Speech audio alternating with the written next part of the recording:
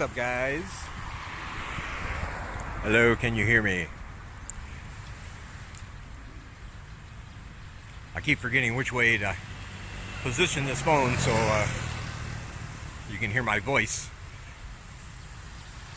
Anyway, it's a Wednesday. It's a very nice day today. Got a cool breeze. Probably below 90 degrees Fahrenheit. So it's not so hot. Pretty nice. Overcast. So the sun's not too brutal. I want to ask everybody a favor. As has been well documented on my previous videos, I've had issues with the school I was at. At one point, if you remember, like months and months ago, I decided not to stay with them because they were going to drop our salaries in half. Full-time job for $400 a month. That's when I decided to start Fast Track English. And it's all going well. But I don't have enough students to actually make enough money that I need currently to pay for everything. Now, what I mean by that is I can live fine, but ever since I lost that first month with the school, I got a little behind on my rent, and after that, every month when I would pay it, I was basically paying for the previous month. So I've been behind for a while, and my landlord's been really cool about it. He's a really nice guy. I really like him. But something happened to his wife, and she has to go to the hospital, and that means a lot of expenses that they didn't anticipate. And so he said he needs me to pay that back rent. He desperately needs it. And of course I feel bad because I don't want him to not be able to pay for his wife's hospital stay.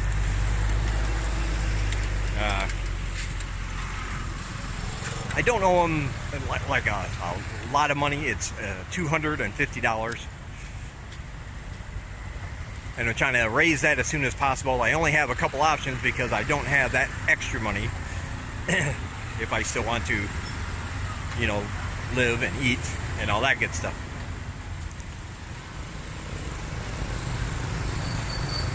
Now, a lot of people say they start out with their e-begging requests like I'm doing by saying something like, well, I'm the last person to do this. I hate asking for money. And the thing is, I don't hate asking for money. I do hate borrowing money. I will not borrow money simply because borrowing implies that I'd be able to pay it back at a certain time. And to be honest, I don't know if I'd be able to do that in the near future.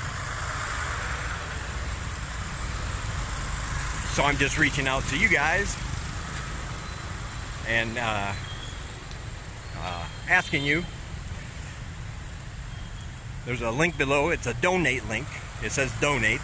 Goes to my PayPal account. And if anybody would be willing to help me out so I can pay my landlord as quickly as possible, that would be awesome. Like I said, it's not a huge amount, but here in Cambodia, that's kind of a big amount of money. I was paying, I pay him every month, but like I say, I kept paying for the previous month because I had that 1 month with no income, and now the part-time money I was making at the school basically paid for the rent, and now I don't have that coming in, so I'm relying solely on what I make in my own classes. And right now that's just not sustainable. Now I am working on getting more students. I'm doing everything I can. And this is a one-time plea, if you will. This is not going to be a monthly thing. I'm not asking anybody to support me. I'm not trying to live off other people's money. But this is simply so that I can pay the back rent and get caught up with him, and then I'll be good.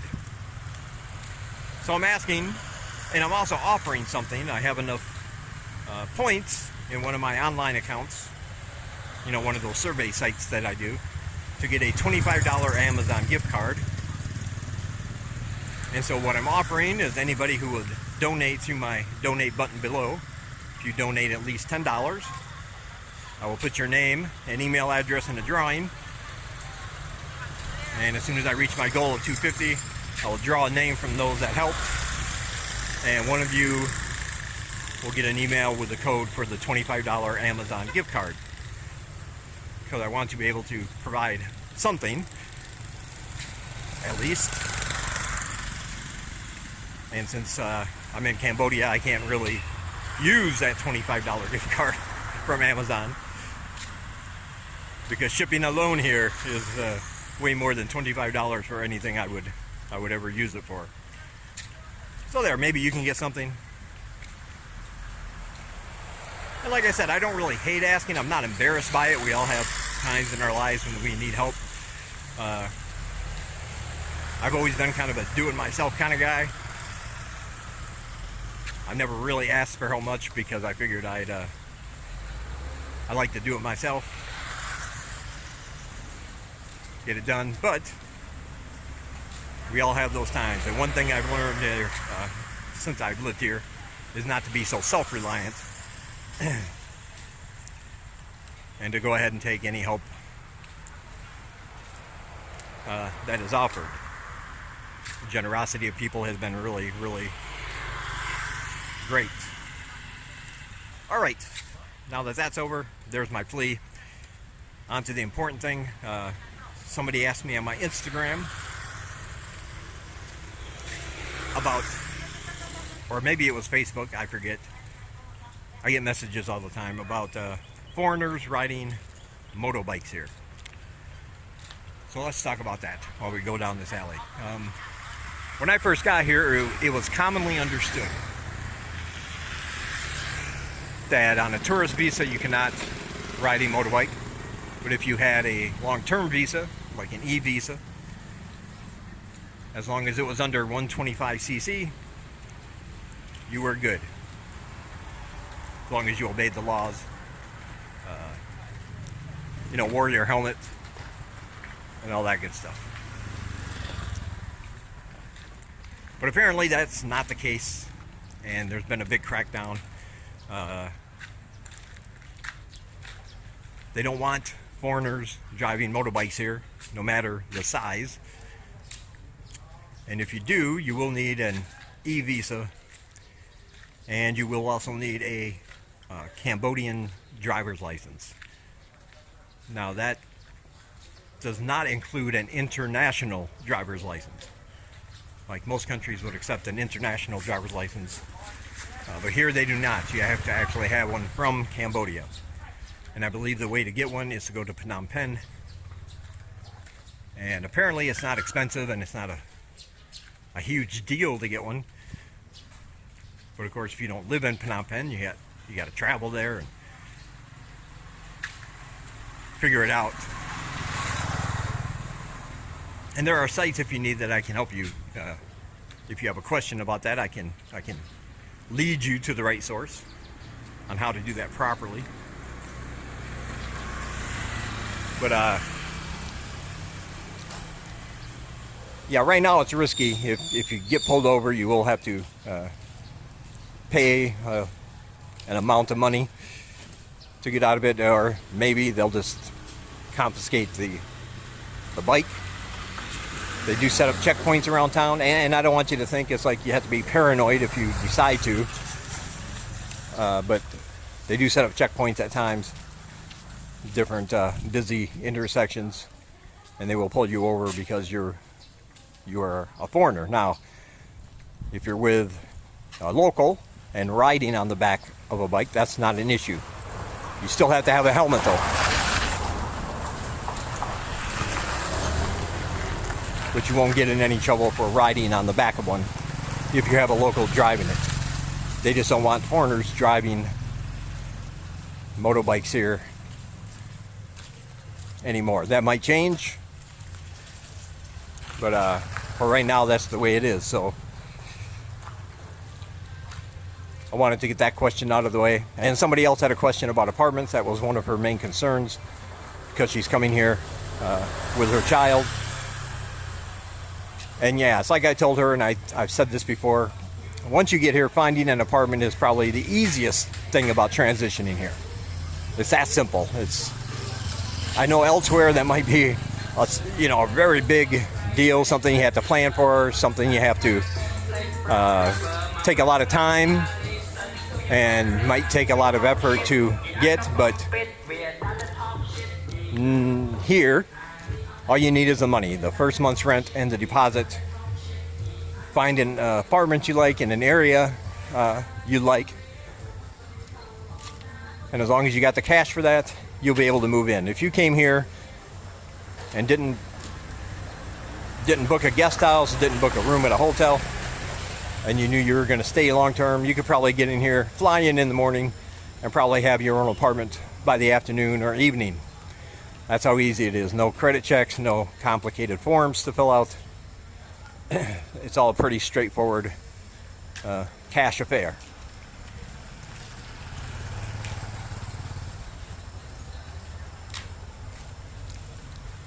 Hey, I gotta be careful here.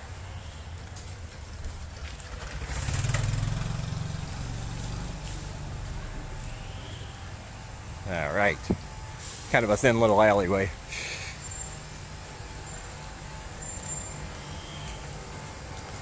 Sometimes you get a little, some wild traffic shooting down here. Little Pub Street, as it's called, because right up here is, of course,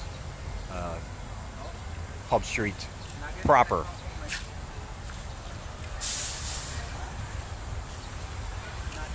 As you can see, they did finish all the roads here. They look really nice. They're nice and paved. They got areas sectioned off in the tan color over there for parking, motorbikes, tuk-tuks, things like that, so they don't crowd the streets. I'm all for that.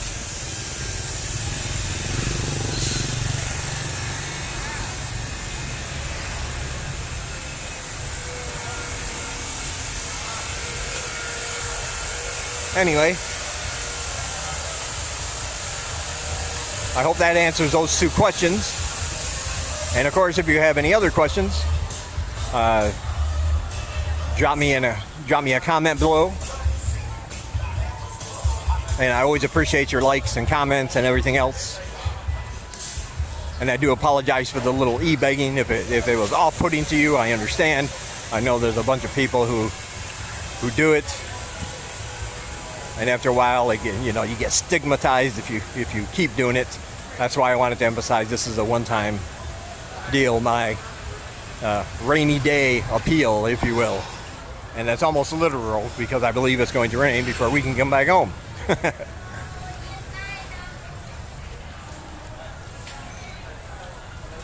all right, I'll end this one here. And links to my other channels that I'm starting are going to be up pretty soon. I'm still working on some things. I got an interview lined up with another expat, and I'm going to be getting that up hopefully in the next few days. I'm just not sure how to do the format, because I'll be standing there with a camera pointed at his face, talking behind it, of course. I might have to come up with another setup. I'm still working on the details of that. But still, I'll make it happen if it's something you're interested in. All right.